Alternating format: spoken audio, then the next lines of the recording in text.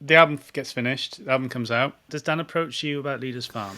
Yeah, we stayed in touch. Obviously, we worked off a long time through that. It was, I mean, me and Dan were there at that computer. Roy doesn't go near the computer, so we were kind of there the whole time. Me and Dan kind of doing majority of the editing and kind of stuff on that album. Dan was as much as a producer as Roy. Really, he's a great engineer and a great producer. Actually, really good mix engineer as well. Dan is, as is Justin. Justin's really really good as well.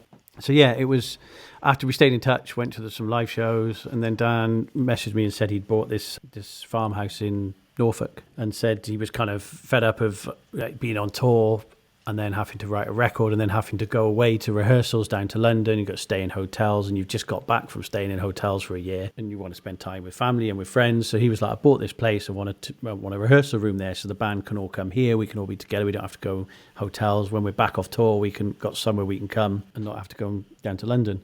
So he's like, when you come up and have a look and see, we want to record our rehearsals, maybe you can put a little setup in for me. So I went up and he had a few bits of gear, and we looked at it, and the main barn his dad was working on was going to be the main live room for the rehearsing. And then there was a separate room, and we were like, we're going to separate this off, and we can have a little setup in here so you can record and work in that, work just in that room, because it was a massive room as well.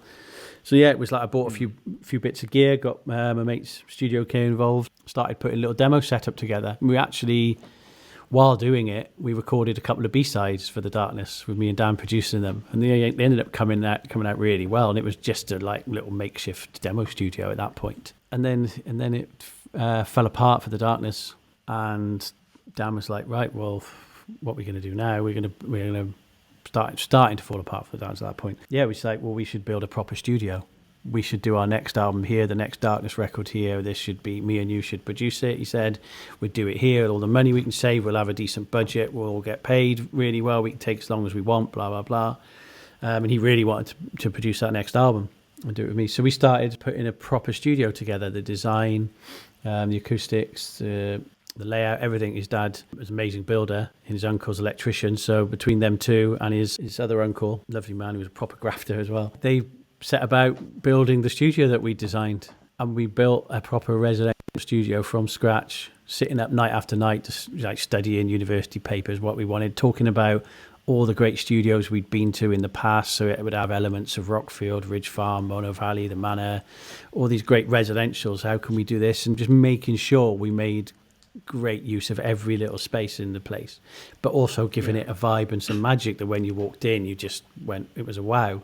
And we did, and that was Leeders Farm was born. How long did the build process take? Well, we started it in the November, I think we're about 2007, 2006, November 2006 maybe, and we finished in August the following year.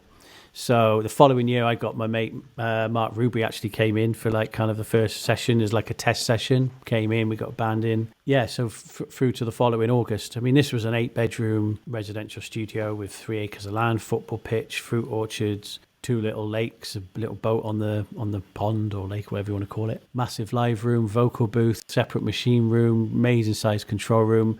We went to Whitfield Street, where obviously we'd spent 10 weeks, second Darkness album, and they'd closed down. And we went to the auctions, and just me and Dan, we'd kind of thought about what we wanted to buy from there, because obviously building a big studio, a lot of this stuff was really useful to us. And we went around and we were talking to people, all the Funk Junk guys and other people, and they were like, there's so much stuff here. We're just going to wait and see what the first few lots go for and then gauge the prices, because at the beginning it's always too high, and then as it tails off and the prices come down, blah, blah, blah. And I just said to Dan, I think we should just steam in. Get all the best pieces first, get in and get out. And he was like, yeah, definitely. So we did. And we ended up getting everything not stupidly cheap, but way cheaper than if we'd have waited. So we got the pick. We could, the best, we got the better tape machines, the better plates. We got all the LCAs, we got all the 1176s, the U47, the mic collection. We just came out of there with so much stuff. It was amazing. And we got it really reasonable. By the end, people were paying more for an RE20 that you could buy them new for. It was just ridiculous. So a truck came and we loaded it all back up, and that was ready for the install, because the building work was kind of almost done. And I think Island Studios had closed down at that point as well, and they donated they said to Dan, we know you're building a studio, and he knew those guys from his days working with them. And they gave him things like the tannoys, the big DM2s, I think they were. So we had all of a sudden big monitors for the walls, donated loads of outboard from them, a few mics, tape machines from Whitfield. And then the final piece of the puzzle was we bought the Calrec mixing console from Torag Studios. Oh, is that where it came from? That's what it came from. It had done the White Stripes record, and he was fitting his EMI eventually that he'd had sat there for years. Right, okay. And that was the desk, which we overhauled, modded. So when the install went in, we got the tech team from Rockfield, which was Richard Griffiths and Giles Bell, in to fit the studio. So between me, Dan, and those two, we installed the studio, and the desk was all modded with new transformers, and we made it direct outs and kind of gave it a full overhaul. It just sounded so good, that desk.